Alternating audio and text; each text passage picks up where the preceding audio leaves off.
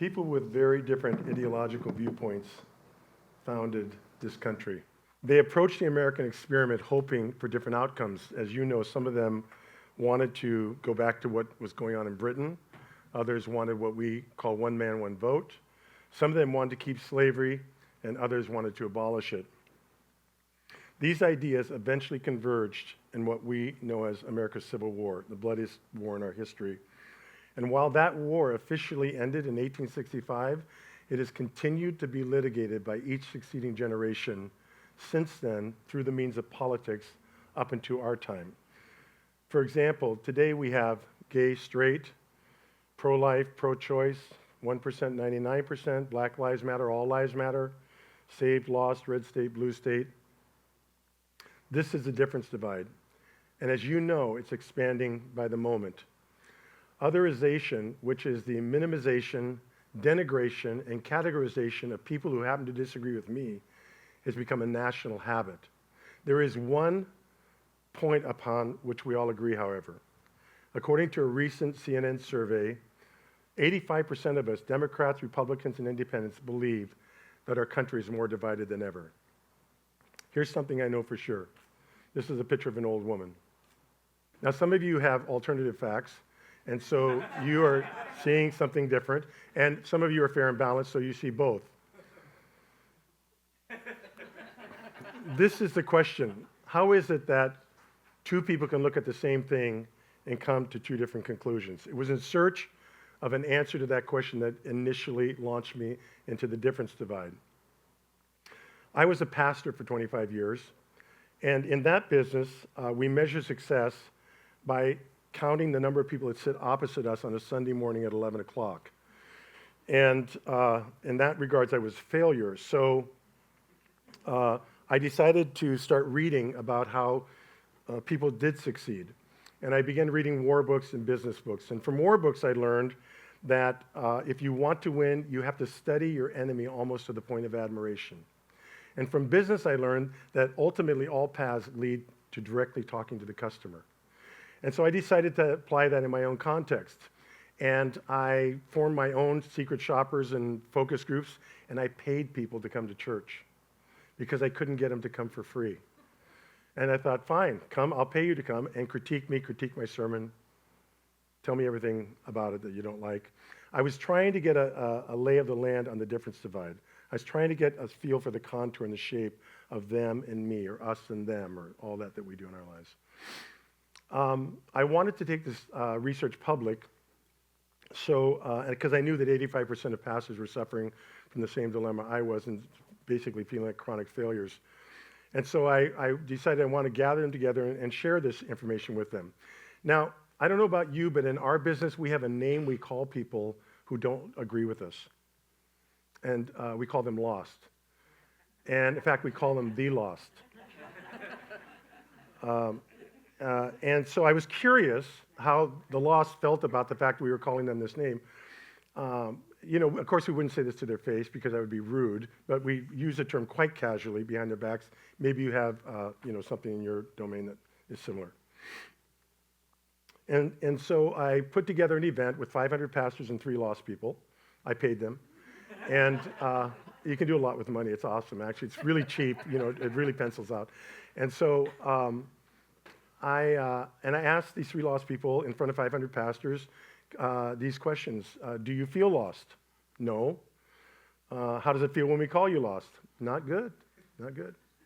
And how could we improve? You could stop talking as much and start listening more. That would help. Okay. What was I doing? I was trying to give them, the pastors, a sense of the difference divide. Because in our business, we're trying to reach those people, but we're calling them a name. Can you imagine that? I'm sure you can. I'm sure you can. So, as fate would have it, about this time, a young man, an atheist, was selling his soul in Chicago on eBay. This happens all the time, as you know. And because I happen to be in the business of buying people and all that kind of thing, I got wind of this offer and decided to bid. And the deal was, for every $10 you bid, he'd go to a church service. That's really inexpensive, the way that I count things. So I got involved in the bidding and won. And I'm sure you're curious about how much I paid. It's $504. And I'm sure you're doing the math now. And that meant he owed me 50 church services. Okay? I jumped on a plane, went to Chicago to put the deal together. In the meantime, the Wall Street Journal got a hold of the story, sent a reporter. We all converged in Chicago, at which point I reset the terms of the agreement. I said to Hemet, I said, if I send you to 50 church services, you're going to hate me. And so how about going to 10 church services and we'll write for 50,000 people? Deal, let's do that. So we formed an online community of people, atheists, Christians, non-Christians, everybody in between. And we set the rules that we don't allow debate. We're not interested in debate. It's been done. It's over. Go read a book. But what we're not doing is we don't have to talk with each other. We don't have to be curious. So again, I'm trying to measure the space of the difference, get the contour, the lay of the land. What can we do when you can't do that? When you've done what everybody else is trying. Einstein said that the formulation of a problem is often more important than its solution. You know, we have to think about this problem differently to get different results. PR is very helpful because when this story got in the media for a while, then I was contacted by a publisher who asked me if I'd be interested in writing a book with another atheist. As an explorer, you're basically going from one island to another. You don't know where you're going to end up next. It's just how it works, sorry. So I was just wandering around, not knowing what the next thing would be, not even knowing there was a next thing. And so I got contacted with the publisher, and they asked me if I would write with an atheist. I said yes. So I hired another atheist out of San Diego named Matt Casper, and together he and I wrote a book called Jim and Casper Go to Church, where we wrote reviews of churches surreptitiously. Now, there is nobody else doing this that I know of, and it wasn't picked up. It would become a trend. And nobody cared that we were there, because who cares? When you're in a church of like 5,000, 10,000 people, it's just another face in the crowd. So we were like Siskel and Ebert Go to Church. Think of it that way, you know. And we wrote the book. It did fairly well, and it fell into the hands, surprisingly, of megachurch pastors, some of whom we wrote about. We think, well, what would they care about? These two dumb guys are writing about them. One of those pastors is a gentleman named Jim Powell, and he got in touch with me last summer to tell me about a friendship that he had gotten involved in with a Muslim imam and a Jewish rabbi. Great. Here's what's interesting. Jim Powell is a self-described born-again evangelical living in the conservative heartland of Middle America, Peoria, Illinois. That's what makes it interesting. And he and his rabbi and Muslim friend had forged a friendship over 5 years. And then as the political climate, as we know, heated up, they decided they need to go public with their friendship. So in Peoria, they put on a couple of large events called Peace for Peoria, invited the community, the mayor, Caterpillar is the largest employer, the CEO came, all those people came, 1,000 people showed up. And they basically wanted to get on the right side of the issue, saying, we are for our Muslim neighbors and against Islamophobia.